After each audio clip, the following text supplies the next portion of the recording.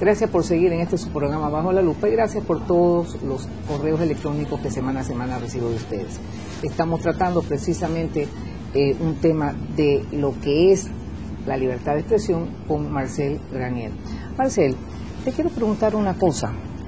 ¿Es cierto que en Venezuela están tomando ya las casas privadas y dividiéndolas?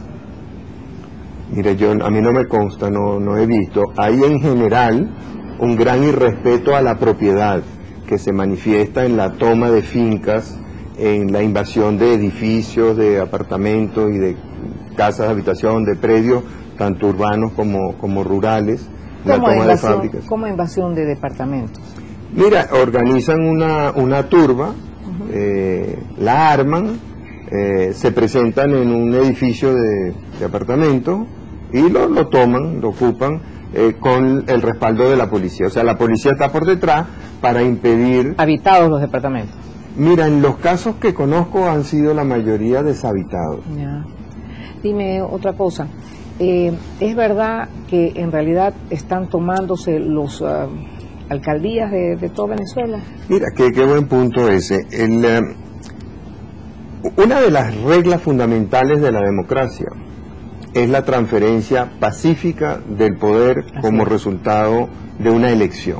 Esa es una de las cosas que diferencia, tal vez la más importante de las cosas que diferencia a las democracias de los regímenes totalitarios o autoritarios o abusivos. El presidente Chávez, durante las elecciones del año 2007, asumió un gran compromiso 2008, asumió un gran compromiso de defensa de algunos de sus candidatos. Por ejemplo, en el estado Miranda, el candidato no era el gobernador Diosdado Cabello, el candidato era Hugo Chávez. En el municipio Sucre del distrito del estado Miranda, el candidato era Hugo Chávez, no era el teniente Jesse Chacón. En el estado Carabobo, el candidato era Hugo Chávez, no era el señor Mario Silva. De manera que lo mismo ocurrió en la alcaldía mayor de Caracas, donde el candidato no era Aristóbulo Usturi, sino era Hugo Chávez. Cuando él pierde esas elecciones, él siente un gran rechazo popular. Y lo que se ha propuesto en represalia por ese voto es hacerle imposible el gobierno a esas autoridades. Entonces ha tomado medidas ha ordenado quitarles el presupuesto, ha ordenado quitarles los recursos, los hospitales, las escuelas, las policías, de manera que esos alcaldes o esos gobernadores no tengan no puedan desarrollar ninguna gestión. ¿Es cierto, Marcel, que hay en Venezuela comités barriales manejados por los cubanos? Sí, bueno, no solamente en los barrios, es mucho más grave. Hoy en día las Fuerzas Armadas venezolanas, las instrucciones las reciben del G2 cubano. Las autoridades de inmigración en Venezuela responden a las políticas de los cubanos. El otorgamiento de pasaportes, de cédulas de identidad, los registros públicos, no solamente el registro civil, de nacimientos, de matrimonios, de defunciones, los registros de la propiedad intelectual, de la propiedad industrial, los registros de la propiedad inmueble.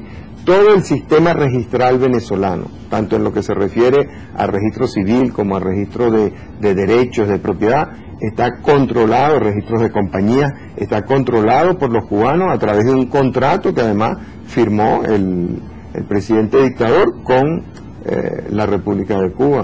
Pero dime, ¿cuál es el enamoramiento del señor Chávez con la República de Cuba, que lo que da no es prosperidad sino miseria, porque los cubanos ganan $20 al mes? Mira, eso habría que preguntárselo a él, pero ten en cuenta una cosa, la aspiración fundamental de Chávez, y de ahí su admiración por Fidel Castro, es perpetuarse en el poder. O sea, él admira a Fidel Castro porque se ha mantenido en el poder durante más de 50 años. ¿Cuál es la receta para mantenerse en el poder 50 años? Vamos a ver los regímenes que han durado 50 años. El régimen comunista en la Unión Soviética, el régimen en Corea del Norte, hay algunos casos africanos que aunque no llegan a los 50 ya pasan de los 30, como el de Mugabe y otros. El secreto es empobrecer a la población, hacerla totalmente dependiente del gobierno. ¿Por qué la gente no se podía zafar del comunismo? ¿Por qué los cubanos no se pueden zafar del comunismo o de los hermanos Castro? Por la pobreza generalizada. La única manera de sobrevivir en Cuba hoy en día, o de sobrevivir en la Unión Soviética, era a través de un empleo, de una dádiva del Estado.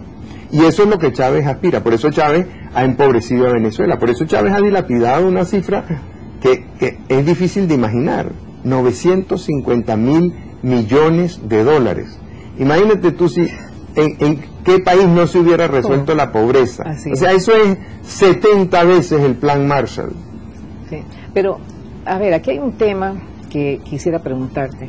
Fidel Castro reúne en San Paulo, el famoso foro en San Paulo, que precisamente lo dirigió nada más ni nada menos que Lula.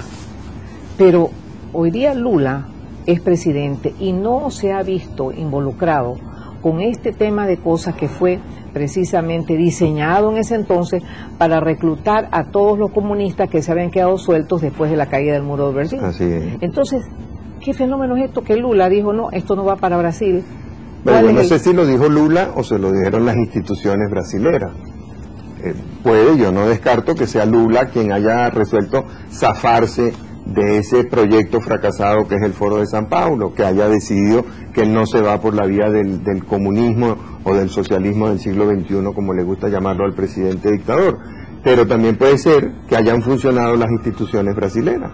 O sea, en Brasil hay un Congreso poderoso, hay un poder judicial estable, hay partidos políticos importantes, hay empresas importantes, hay sindicatos importantes, hay iglesia, hay comunidad. Entonces puede que Lula, en cierta forma, como tiene que ocurrir con todo presidente, está obligado a gobernar para todos los brasileños. Tiene que ser pluralista, tiene que ser respetuoso de las opiniones de los demás. Y la mayoría de los brasileños, al igual que la mayoría de los venezolanos, no quiere comunismo, no quiere totalitarismo, no quiere militarismo. ¿Y cómo entonces se dejaron quitar las instituciones? Ese es un proceso, eso sí es tema como para un libro. El cuento de la rana. Mira, pasaron muchas cosas. En el caso venezolano, me lo preguntas tú. En el caso venezolano, piensa que es un país que en 1900 era uno de los países más pobres de América Latina. Mayoritariamente rural. Menos de un 30% de la población de Venezuela vivía en ciudades. Y por ciudades te hablo de poblaciones de más de 2.000 habitantes. En un proceso que se comienza alrededor del fines de los años 20 hasta fines de los años 70, durante 50 años, Venezuela creció a más del 7% por año, sin inflación, con una ligera, no tan ligera, con una revaluación de la moneda con respecto al dólar, sin devaluaciones, sin controles de cambio. Y durante esos 50 años la población se va mudando hacia las ciudades. Ha sido uno de los fenómenos de urbanización más violentos o más rápidos de todo el mundo. Eso produce tensiones. Cuando el crecimiento cesa, a fines de los años 70, por todos los altibajos petroleros, empieza a crearse un descontento de parte de toda la gente que ya no recibe esos beneficios a los que estaba acostumbrado.